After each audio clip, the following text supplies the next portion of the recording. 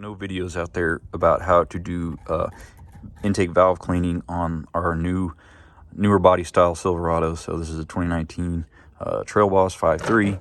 Anyways, wanted to kind of give you a brief rundown. I use this STP kit. It's nice because you can do it with one person, but it's got a step-by-step process. Basically you want to locate this between the mass airflow sensor and the throttle body.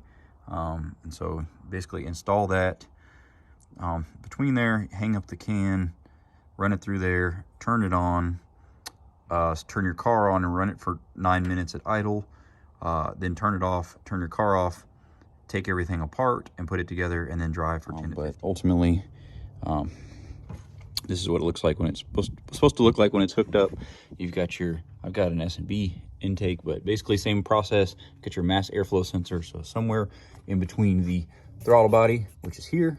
When you open this up, you see the plate that's in there, that's your throttle body, and then you run this hose. It has a kind of an aluminum guide. Let's see if I can do it. There you go, an aluminum guide here, which allows you to put it in there. You pull this boot off. It just has this ring clamp. Pull the boot, or pull the intake, this kind of boot off, stick that in there, put this back on, and then tighten it back up for 9 minutes.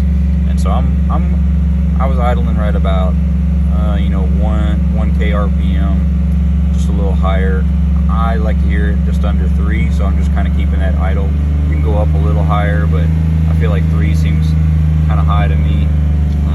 But it says if you can't do it at least 2,000 RPM. So I'm there, running it for 9 minutes. So I just put a timer on my phone, and then once you do the 9 minutes, it just says turn the engine off, and then turn that off, get everything put back together, and then drive 10-15. So let's see if I can pull that off, and there you go.